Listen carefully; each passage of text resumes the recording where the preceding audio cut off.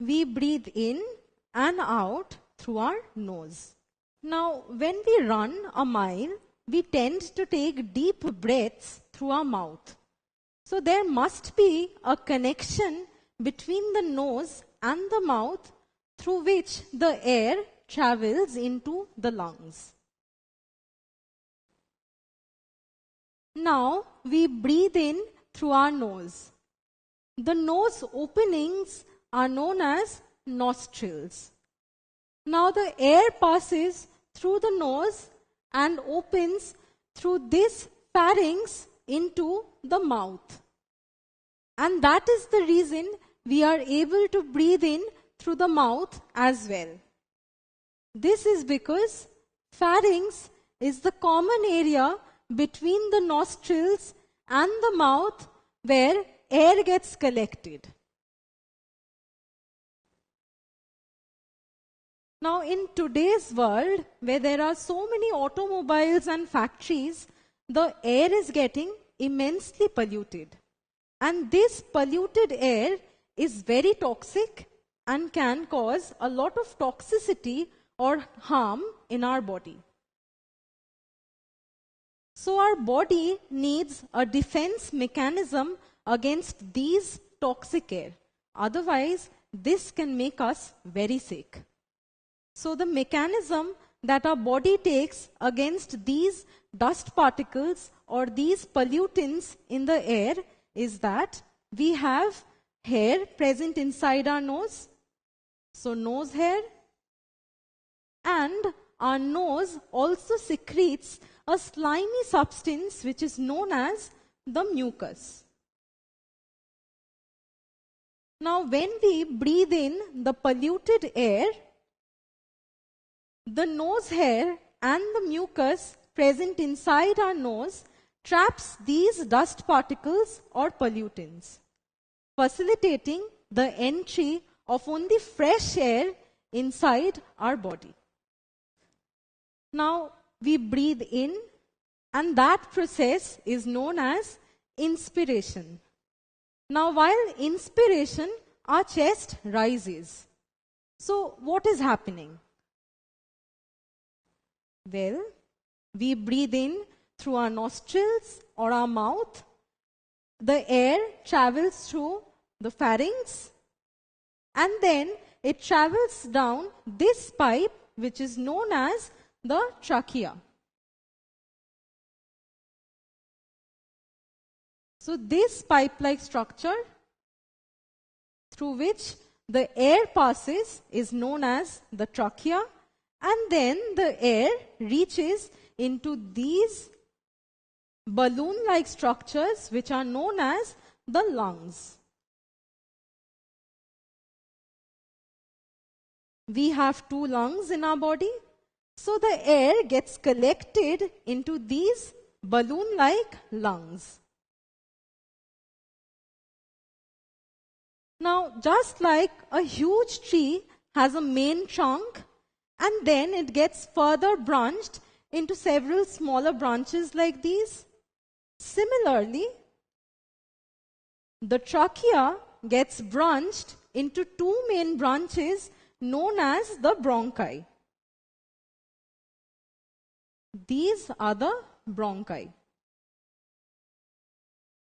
Now the bronchi gets further divided into smaller branches known as the bronchioles. So see, they get further divided into smaller branches like these, and they are known as the bronchioles. Now the bronchioles end in sac-like structures like these, and these sac-like structures are known as the alveoli. So when we inspire air, these alveoli, being sac-like structures and elastic in nature, they bulge out, which in turn causes the lungs to get inflated. Now another thing, notice that these alveoli, on the walls of these alveoli are many blood vessels. Now these blood vessels that are present on the alveoli helps in the gaseous exchange. So when we inspire air, the alveoli, which are the sac-like structures, bulge out, and in turn our lungs inflate. Now notice this picture. See, this is the trachea. Now what are these structures present on the trachea? Well, these are cartilaginous rings and they have a C shape. So the trachea is lined by C-shaped cartilaginous rings which keeps it from collapsing.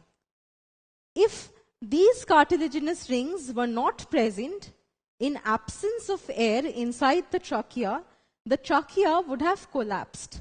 That is, the two walls of the trachea would have come close to each other, preventing from respiration. So, these cartilaginous rings support the trachea. We have often faced this situation. When we suck out all the air from the straw collapses. That is, the two walls of the straw come closer to each other, and that prevents us from drinking our cola.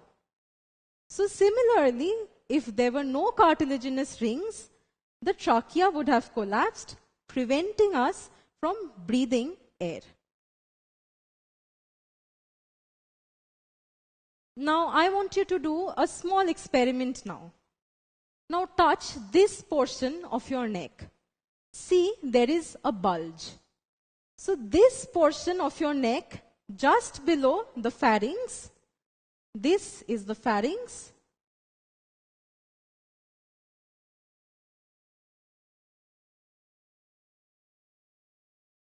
So, this portion is right below the pharynx and above the trachea and is known as the larynx, which is the voice box of our body.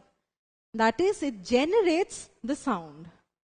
Now touch this portion once again. See, when you are talking, this larynx is continuously vibrating. So why is it vibrating? What is causing this vibration? Let us see. See, while talking, we do not inhale air, but we are exhaling air. Now, while exhaling air, the air molecules that we exhale out cause a vibration in the muscles present in the larynx. And that is generating the sound, and it helps us in talking. So larynx is the voice box of our body.